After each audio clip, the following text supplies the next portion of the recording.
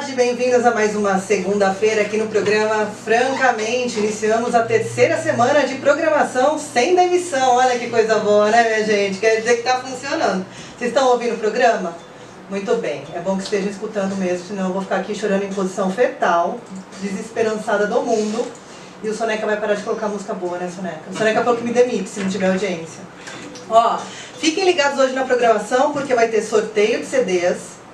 É, muito bem, vai ter sorteio, porque aqui a gente é rico, tem sorteio de prêmios pra você. Então vai lá no meu Instagram, TainãZF, e fala eu quero. Daqui a pouquinho no Instagram eu mostro pra vocês o presente de hoje. Falando em presente de hoje, o presente de hoje é Daniel Mota, aqui meu companheiro de altas aventuras e pura diversão no mundo da cultura. Músico, ator. Ator não. É, modelo de mão. Daniel, são muitas coisas, né? Presidente do Conselho. Conselho Municipal de Política Territorial, produtor cultural, músico, o que mais você quer? Ativista, membro de coletivos, louco. Tá vendo que hoje o programa vai ter pauta, né? Eu não sei nem qual dessas personas eu entrevisto primeiro. A gente estava num dilema aqui. Por onde começar com Daniel Mota nessa segunda-feira? Por onde começar? Pronto. Você quer saber? Você lembra onde a gente se conheceu? Não. Olha só, pra ver como o mundo é doido, né? No Cavalete Parade. Jura que foi lá? Juro. Que legal! A gente pegou um monte de cavalete de políticos que estavam irregulares, Isso, né? Isso. E fizemos uma exposição. A gente tô suando, que calor, calor. E aí a gente se conheceu lá, então você vê Eu tenho que umas fotos no meu Facebook ainda. deve ter o meu cavalete lá também. Tem, com certeza. Saímos no jornal e tudo, lembra? Foi um momento grande, né? Foi muito legal. Os artistas da cidade se apropriaram dos cavaletes irregulares e fizeram uma exposição na 9 de julho. Eu lembro que na ocasião eu conversei com a juíza eleitoral para explicar o que era, né? Porque a polícia chegou lá, né? E aí, você vê que a coisa vem de berço, assim, né? Porque a gente fez isso, aí eu levei o meu cavalete e levei os dois das crianças. As crianças foram juntos, levaram os dela também. É assim, vai passando de geração por geração o ativismo, né? E foi legal, a gente legal. se conheceu lá. Nossa, nem imaginava. É que a gente se encontrou tanto nessas cenas da cidade, né? E tantas pessoas em comuns, enfim, que a gente nem lembra onde conhece. Hoje a gente vai tocar seu play inteiro. Aliás, tô aqui com o disco dele para sortear. Daqui a pouquinho eu vou postar fotinho no meu Instagram. A gente tem um monte de disquinho aqui pra... Disquinho. Um monte de play. E esse disco é recente, né? O ano passado. Esse disco saiu ano passado. É do meu grupo, né? Os 5. E o nome completo é 5 fatorial, porque é 5 uma exclamação.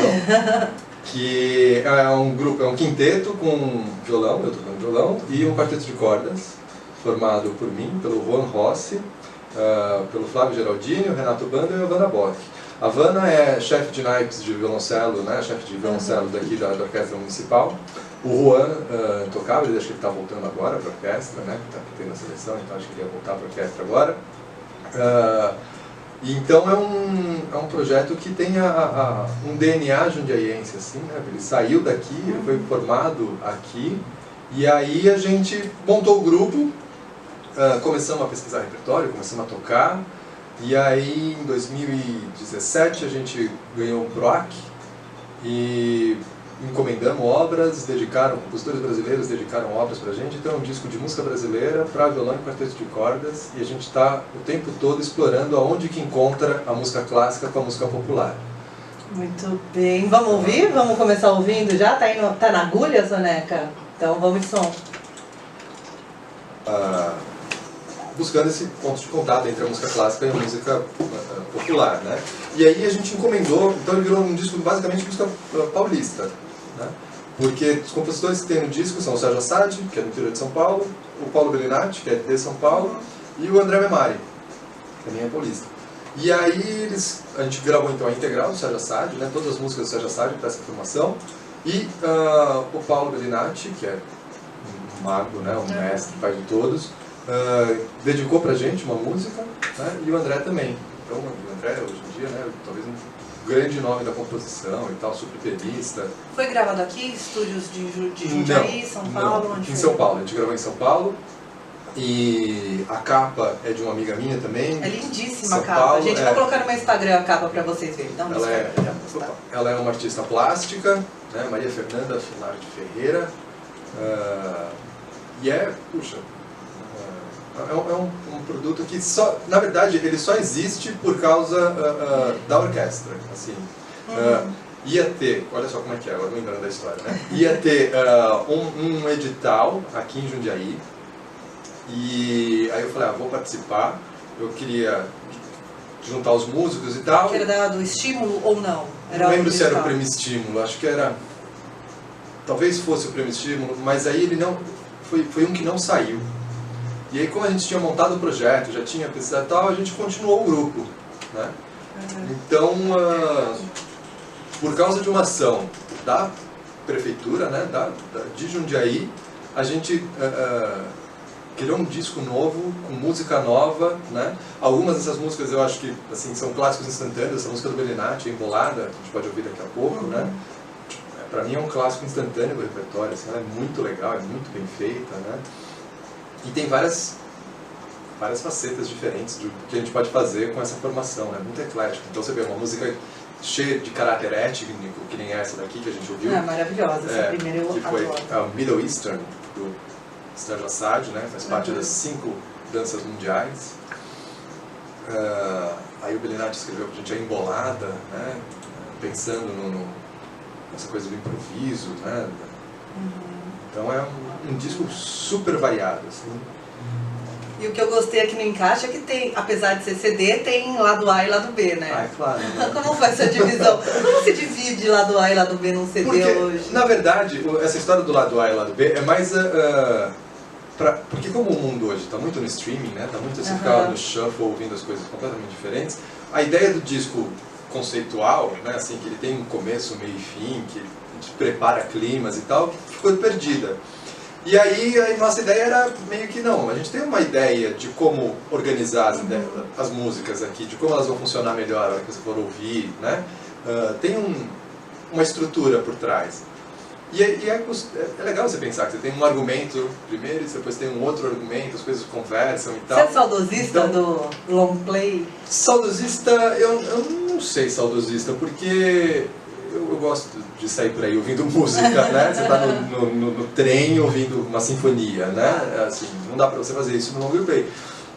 Mas eu acho que a proposta do disco, de você ter um ritual, sim, de você ter essa estrutura, de você ter essa organização, né? De você se preparar, de você parar, virar o disco, isso é muito legal. O ritual mesmo de ouvir música no disco. Porque você vai parar para ouvir música, né? Você vai se preparar para isso, e daí a hora que você vai produzir, você vai ser o músico fazendo o disco, você também vai pensar nisso, né? Então tem aquelas coisas que, sei lá se são boas ou não, mas por exemplo, a música de trabalho do disco antigamente era a terceira. Porque era onde o vinil do disco era melhor. Se você ficasse perto da borda, ele podia ter distorção. Se você ficasse perto do centro, ele poderia também ter problemas e tal. Então o disco de trabalho era a terceira. Sempre a terceira. Era sempre a terceira. Tinha uma sonoridade que soava melhor. Lá estava garantido que ia ser melhor, entendeu? Então você tem essas coisas. Então como é que você organiza as suas músicas para a terceira ser boa? Ou não, você descarta as outras, é um monte de lixo e só a terceira é boa, né? Então acho que esse tipo de pensamento artístico, ou não, né? Nesse caso nem tanto artístico, é muito legal. Então eu tenho saudade disso. Né? E tem uma outra coisa agora, porque nesse formato também digital, que hoje é o que nós usamos muito, né? Ele perde também um segundo artista que é o designer. Sim. Isso se perde, né? A galera hoje, a molecada, ela não se preocupa com o conceito visual do disco, né? É a música e beleza. Essa parte artística mesmo, de você pegar um encarte e descobrindo, e colocar um outro artista, e colocar música junto com um artista gráfico, um designer, enfim. Isso também se perde um pouco na internet, né? Eu acho que a gente está num momento de transição ainda, né? Então, assim, o que a gente tinha meio que ruiu mesmo, a gente, né, as gravadoras agora são só super centralizadoras, né? São só para os grandes mesmo. Mas o visual está indo para o YouTube, né? Então eu acho que o conceito visual dos artistas... Você diz em videoclipe. Está cada vez mais indo para esse lado, né? Então tá bom, você não tem mais o pôster, você não tem mais, né, a foto, mas você tem o vídeo.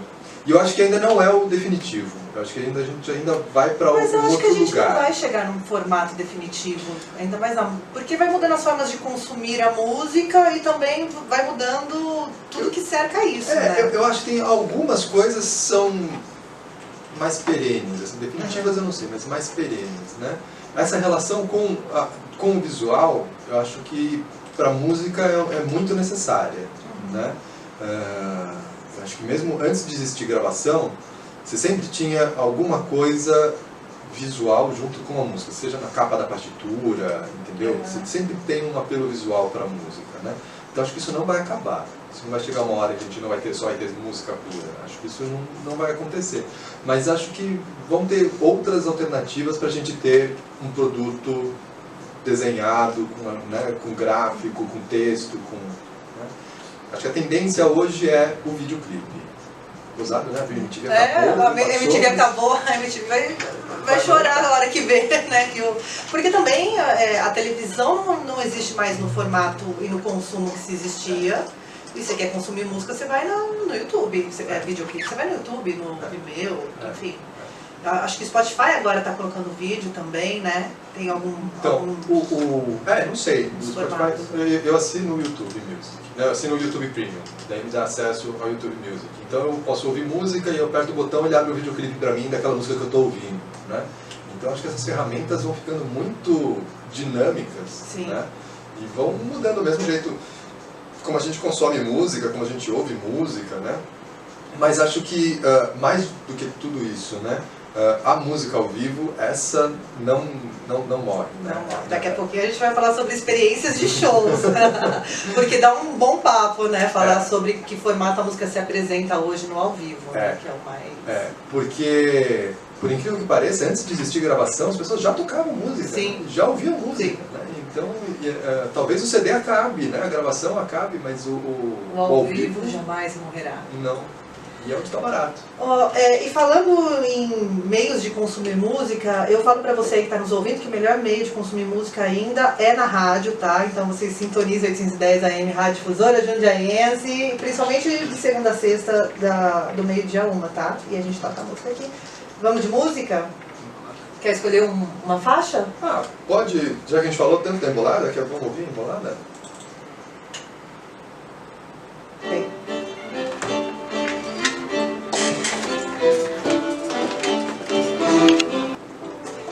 Embolada, gostaram? É maravilhosa essa, hein? Né? Que música linda. Clássico instantâneo. Nossa, lindíssimo, lindíssimo. Paulo Bellinati. Belina mandou esse presente pra gente, pro mundo. E que demais, né? Que demais, que demais. E esse CD aqui foi feito também de edital do PROAC, né? Edital do PROAC. E graças a Deus ainda existe esse tipo de ainda coisa. existe. Né? Porque... Pelo jeito não vai acabar, né? Porque aparentemente, ok, tá tudo certo. Oremos. Pra louvar de pé. E porque possibilita que a gente faça esse tipo de coisa, né? Um projeto, imaginam, né? Um quinteto recente, apesar de ser, né? Músicos excelentes, né? Assim, o Flávio é a espala da Jazz Sinfônica, né? O Renato tocou com a Filarmônica de Berlim, né? A Havana, bom, o pessoal todo é fantástico, assim, sensacional, né? E dá essa oportunidade, né? Dessa possibilidade, na verdade, possibilita que a gente crie repertório novo, né? Você vê que a música é legal, ela é interessante, dá vontade de ouvir de novo, espero. Sim. Eu ouço muito, né? A gente se diverte muito tocando, só que não tem mais a possibilidade de a gente apresentar isso para uma gravadora, não tem mais a possibilidade de a gente fazer isso no risco, totalmente no risco, né? Para ver o que acontece. E mesmo porque também quando tem um investimento de uma gravadora, vamos supor, a gravadora vai investir, o negócio se torna uma coisa tão grande e tão encarecida, né? E no fim os músicos acabam não ganhando, né? Não, e aí o ganho aqui, tudo bem, né? A gente precisa pagar a conta, precisa pagar o boleto, né? Mas, poxa, a gente é tipo botar um filho no mundo, né? Você botou um negócio agora que... Não vai ser, né? E daí isso vai gerar outros frutos que a gente nem consegue imaginar, porque alguém vai ouvir isso em algum lugar, vai se interessar, vai entrar em contato com a gente para pedir as partituras, para fazer shows ao vivo, né? No mundo inteiro agora, porque isso está nas plataformas de streaming. Se vocês procurarem lá O Violão e o Quarteto de Cordas, vocês têm o CD inteiro para ouvir no Tem no Spotify, né? tem na Apple Music, né? Tem inclusive para baixar e comprar, aí você ajuda o leitinho das crianças lá de casa. Muito bem, porque tem que pagar boleto. A gente sempre fala aqui de incentivo, né? Que foi demonizada, porque o incentivo, os artistas mamam na teta do governo. É sempre esse assunto. Eu nem brigo mais, eu falo, tá bom, as pessoas mamam na teta do governo e essa sangria é na área da cultura. Óbvio que o problema do Brasil é a cultura. É a cultura, claro, e o professor de história. Exatamente. Eles acabaram com o Brasil. Por isso são eles que estão presos. Exatamente. E a gente fala também dessa coisa, não é o artista que ganha, existe uma série de pessoas envolvidas que são pagas para esse trabalho, isso. né? Tem a cadeia produtiva toda, cadeia produtiva, exato. Que é monstruosa, na verdade. É que eu não quis usar a palavra cadeia. Não, ela é monstruosa, né? A gente imagina, por exemplo, para fazer um CD como esse aqui, né? São 5 músicos tocando. Então, são 5 pessoas que ganharam? Não. Né? A gente teve todo o trabalho do estúdio, né? Então dentro do estúdio, com os 5 músicos, tiveram pelo menos mais 8 pessoas dedicadas 40 horas, né? Para sair esse produto, para ouvir esse som que a gente está ouvindo agora. Né? Aí tem toda a parte gráfica, foram mais 4 pessoas, né? Dedicadas a fazer a parte gráfica do CD. Então, para tirar foto, para fazer o desenho, para escrever o texto, né? Para retocar isso tudo, para organizar isso tudo num formato que fique legal das pessoas lerem e ouvirem, né? Verem. Aí tem a parte toda da impressão e da confecção do disco, né? Então aí tem uma outra indústria, tem uma outra empresa que tem lá todos os seus disso, né? dezenas, centenas de funcionários dedicados a fazer isso aqui. Então você põe no final da né? Você passa a régua, são, sei lá, centenas de pessoas trabalhando, envolvidas para lançar um disco, né? E aí o preço que você paga, então, você vai ver um PROAC desses de gravação de disco hoje em dia, está dando um prêmio de 80 mil reais. Você fala, nossa, que caro, né? Não, mas são 80 mil reais, porque esse disco aqui demorou pelo menos 2 anos, desde que a gente elaborou o projeto até a gente sair com ele, né, até ele virar isso que a gente tem na mão hoje, foram 2 anos. Divide 80 mil reais por 2 anos. Para todo mundo. Para todo mundo, né? O músico, no final, ele não ganha o salário por 2 anos de trabalho. Ele ganha um cachê pela produção do disco e os outros 2 anos ele vive de amor e esperança. Né? Amor à arte. Amor à arte. Então é isso, né? Estão mamando nessa teta aí. Enlouquecidamente. E vamos falar dos shows. Vocês já fizeram uma apresentação desse disco? Já, a gente fez alguns shows de lançamento, né? Então a gente tocou aqui em Jundiaí, a gente tocou em São Paulo e a gente tocou, onde mais a gente tocou? Especificamente do lançamento desse disco, acho que foi só aqui, no lançamento do disco, aqui e em São Paulo. Aí a gente fez alguns outros shows, do quinteto mesmo, mas não eram shows de lançamento, tinha músicas do disco e tal, mas ainda não era show de lançamento. A gente já tocou pelo estado inteiro, né? Agora a gente está na época de semear, né? Legal. Então estamos mandando os projetos para o Brasil inteiro. E assim, toca em teatros. Porque assim, tem bandas que lançam um play e vão tocar nos bares, em casas noturnas, o que não é o caso. Infelizmente não é o caso, né? Porque seria legal uma balada vocês estarem tocando. Eu acho que tem tudo a ver, mas isso é um gosto pessoal. Então, eu acho assim, se alguém topar, nós vamos, entendeu? Tudo bem, precisa ser uma coisa, né? Precisa ser uma noite diferente, né? Não dá pra ficar servindo bebida e comida enquanto a gente está tocando e tal, porque é outro, né? A gente vai tocar tudo acústico, normalmente, né? É difícil a gente amplificar, né? Mas o formato da música clássica ainda, e a gente, né, apesar de estar nessa fronteira, a gente ainda é um grupo de música clássica, né? Então é teatro, né? Ou um espaço fechado, né? Desse que você tem que ter lugar para sentar e tal, e está cada vez mais difícil. Os espaços estão sumindo, né? Estão sumindo, o público está sumindo, né? Ninguém quer pagar mais nada, né? Então, aí esse sim eu acho que é um lado perverso das leis de incentivo, né? De como a gente se relaciona com elas, porque a gente tem que não cobrar bilheteria, né? Tem que ser entrada franca para tudo, né? Então, esquece isso que o músico está ganhando um monte, né? Não está, cada vez pior, né? Porque você não pode, você tem que ficar escravo desse sistema, na verdade. Sim. Né? Aí não, vou competir com o Sesc então, que também é subsidiado, né? E vai pagar 5, 10, vai cobrar 5, 10 reais de bilheteria quando cobra de alguém, e eu vou, para manter um concerto desses, eu tenho que cobrar, sei lá, no mínimo 40 reais, 50 reais de bilheteria. Ninguém vai, né? Então, não, é inviável, né? Inviável. A coisa tem que ser repensada. Uma coisa mesmo. que a gente tem os custos de viagem, de deslocamento muito contidos, né? Se tiver que ir para outro estado, por exemplo, pagar 5 passagens de avião, né? Para ir tocar. Mais bagagem, né? Bagagem, vamos dizer que a gente vai só vai e volta, vai num dia, toca, volta no outro, leva uma malinha de mão, dá tudo certo. Você já mas teve problema com instrumentos em despachar? Eu tive um amigo que teve um rabecão dele destruído, acho que pela Gol na época. Então, assim, graças a Deus, eu nunca despachei meu violão, né? E quando a gente vai com o violoncelo, por exemplo, o violoncelo tem que ir junto com a gente. Né? Os outros instrumentos, eles vão no bagageiro em cima, então vai sempre junto. Entendi. Despachar de jeito nenhum. Né? Só quando você vai, sei lá, pessoal de orquestra, vai numa turnê enorme, aí põe todos os instrumentos junto, numa malona, né, numa caixona enorme, gigantesca, vai toda acolchoada, então é outro papo, né? Mas nunca, eu sempre dou um miguezaço assim, quando tem que ir de avião, para levar o violão junto comigo, né? E não despacho de jeito nenhum, porque destrói mesmo. Destrói, né? Destrói mesmo. O pessoal não tem a menor ideia do que eles estão transportando, como tem que transportar, né? Então... A cultura no geral, no Brasil, sofre com isso, né? Com o transporte, né? Porque não é só... Eu vi que recentemente subiu o imposto para despachar obras de arte. O que deixava um pouco mais inviável você trazer uma exposição internacional para o Brasil a baixo custo.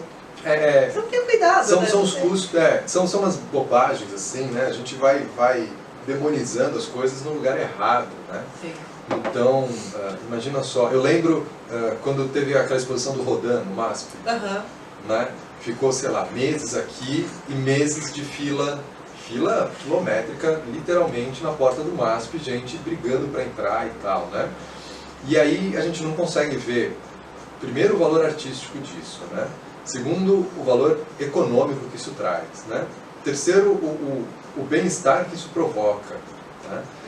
Então, são situações de muito ganho e que a gente vai dificultando a realização delas. E aí, sinto informar, isso é o futuro, né? Assim, no mundo que a gente vive hoje em dia e que está se projetando lá para frente, está aparecendo no horizonte, né? Cada vez mais a gente vai ter lugares mais legais e que produzem mais, e que geram mais renda, que geram, né? Que estejam associados à cultura, à inovação e à arte, né? Essa ideia de uma cidade industrial, de uma cidade puramente comercial, né? De ilhas isoladas, né? Isso acabou, a longo prazo. Né? Assim, Alphaville acabou, né? Não é a cidade do futuro, né? Como durante um tempo a gente imaginou que pudesse ser, né?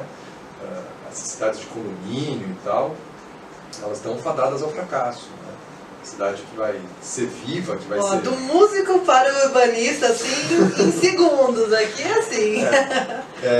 Essa cidade que vai sobreviver no futuro, vai ser interessante no futuro, que a gente vai querer conhecer, passear e tal, ela vai ser essa cidade dinâmica, viva, diversificada, que tem coisas acontecendo na rua, que tem, né, atividades das mais variadas, né? Não é essa cidade limpinha, perfeitinha, né? Ou então toda igualzinha lá, show de Truman, né? Essa não vai rolar. Não vai rolar. Muito bem, mas o que vai rolar aqui é música e tá rolando o sorteio dos CDs no meu Instagram, TainãZF. Vai lá e fala, eu quero, que aí a gente manda pra você o CD. Eu não vou falar que eu dou, porque confusões, né? Mas o CD, vamos premiar os ouvintes com o CD, o violão e o quarteto de cordas do Daniel Mota. Quer escolher um som? Podemos ouvir a Celta, das 5 danças mundiais, a segunda faixa do disco, do Sérgio Assad. Isso. Muito bem, vamos de som. Influências. Não vou nem falar pra não estragar essa entradinha, essa musiquinha, essa minha trilha aqui do Francamente. Daniel Mota hoje nos estúdios da Rádio Difusora Jundiaí, com o CD, o violão e o quarteto de cordas. Tá lindo esse disco, tá lindo mesmo. Né? Tá lindo. Eu já tenho, tá, gente? Já tinha antes, tá? Já tinha antes. E aí eu já estava ouvindo. E é assim, prioridades na vida. E é curioso, assim, a gente estava pesquisando o repertório para esse CD e a gente tem... a gente encontrou um monte de música, a gente tem, sei lá, mais de 400 músicas para essa formação. E aí dessas 400 músicas tinha 7 de compositores brasileiros.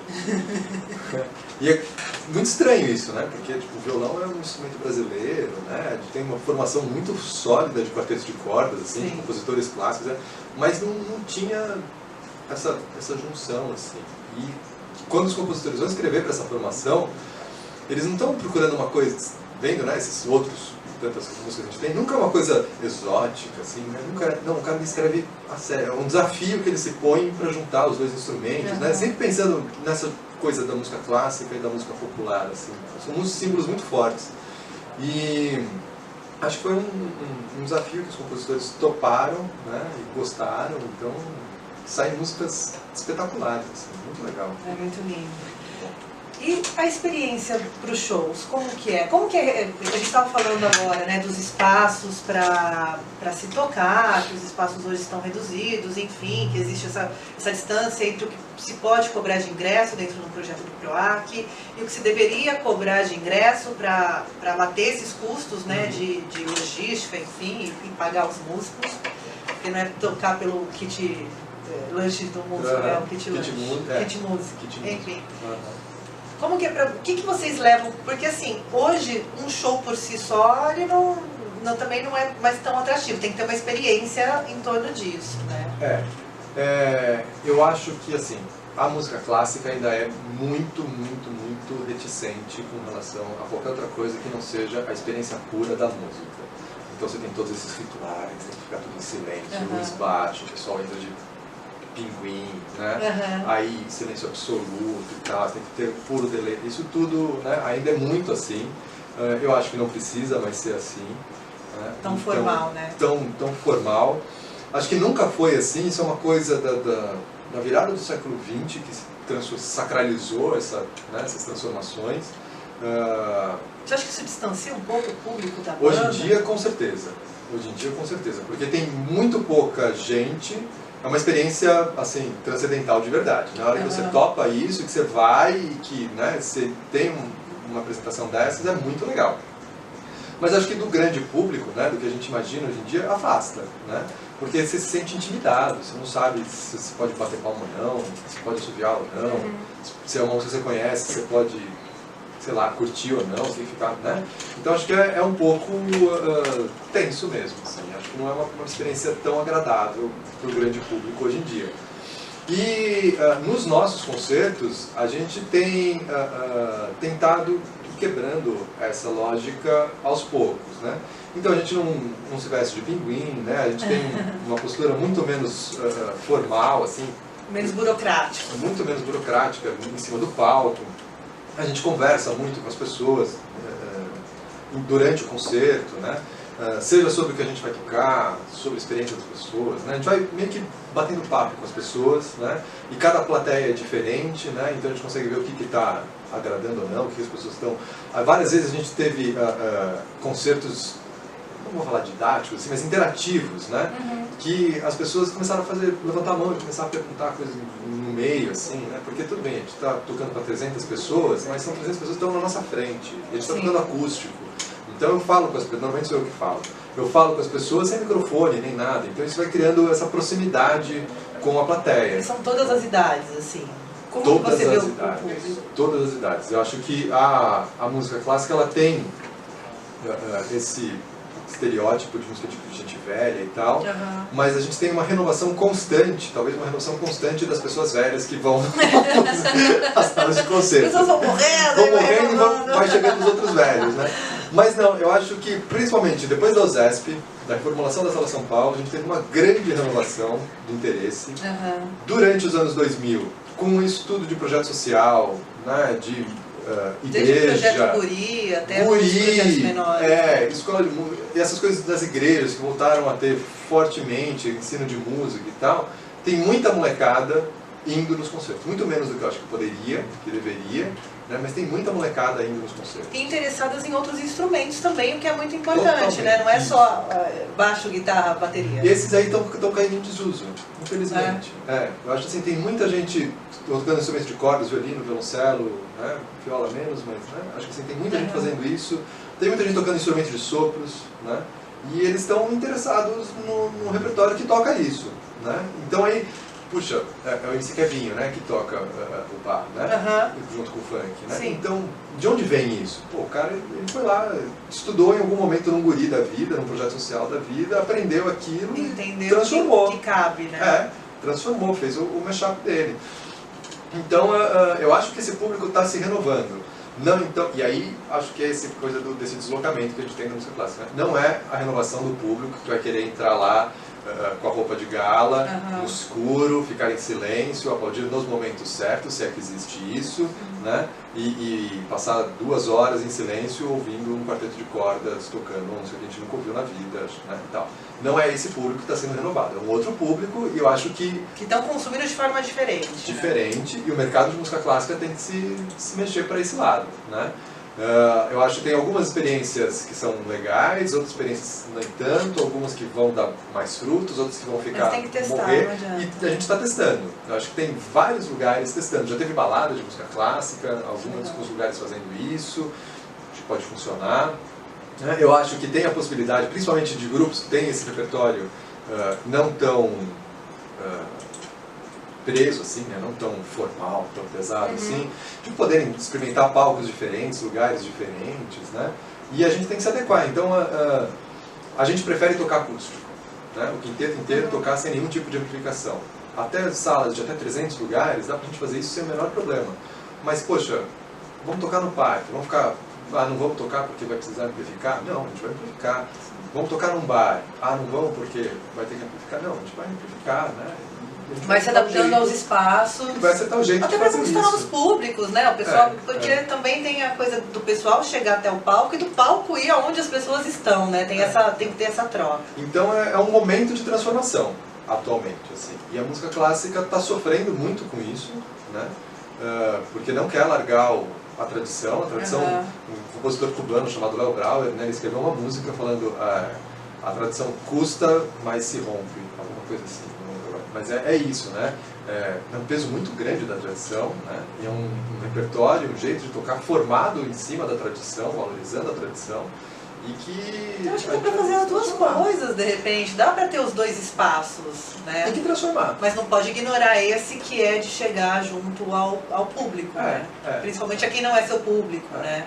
E permitir também que a música erudita transite com o funk, com o samba, deixa misturar, né? Porque as pessoas também não têm, mas não pode, olha, que blasfêmia. A gente tem que saber o que é uma proposta, por exemplo, como essa que a gente tocou agora. A gente ouviu a música celta. É uma música celta, dos celtas e tal? Não, é de influências, né? Compositor brasileiro, paulista, tocando violão, né? Um violonista pensando naquele tipo de sonoridade. Então, não é nem música brasileira, é uma música do universal, universal. Verdade, né? Essa é a proposta da música clássica. Agora a gente fica achando que a gente vai começar a tocar chorinho de fraque ou Mozart de chinela havaiana, também não é legal. Sim. A gente precisa conseguir achar o lugar disso aí hoje em dia.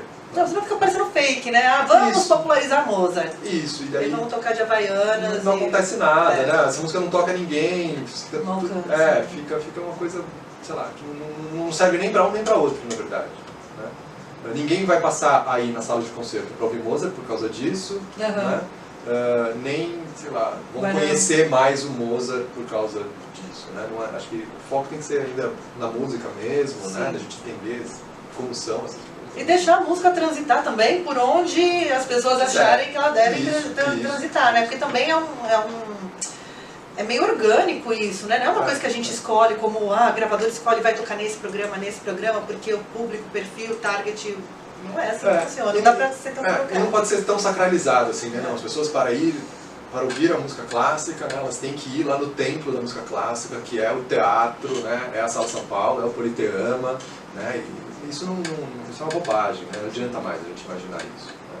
Né? Muito bem. Chegamos ao final do programa. Já?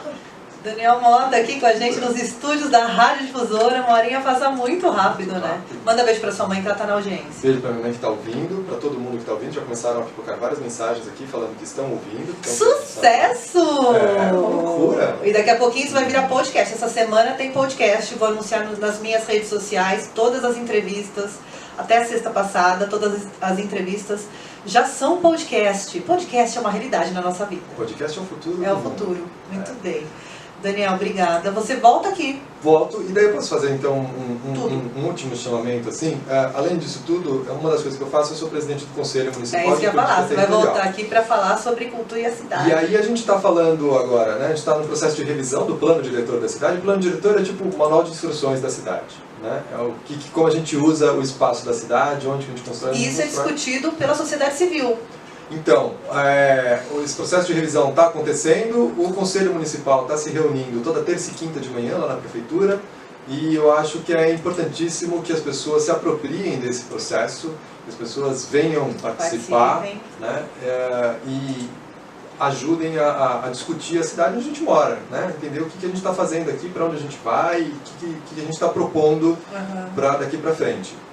Então, terça e quinta, às 9 horas da manhã, lá no Paço Municipal, a gente está lendo artigo por artigo do plano diretor da cidade, discutindo alternativas para o nosso futuro.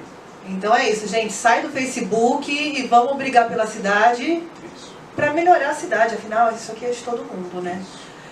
A semana que vem a gente vai falar bastante sobre o plano diretor. Enfim, terei convidados para falar disso e Daniel voltará aqui também para deixar a cidade a par do que acontece. Vamos? Combinado? Fechou. Então eu vou ficando por aqui. Amanhã tem mais. Amanhã Felipe Brunelli vem falar sobre artes. Porque aqui a gente fala muito sobre artes e culturas. Né, Soneca? Eu vou ficando por aqui. Amanhã tem mais, francamente. Fique agora com Roberta Cantoni e o Estilo Difusora.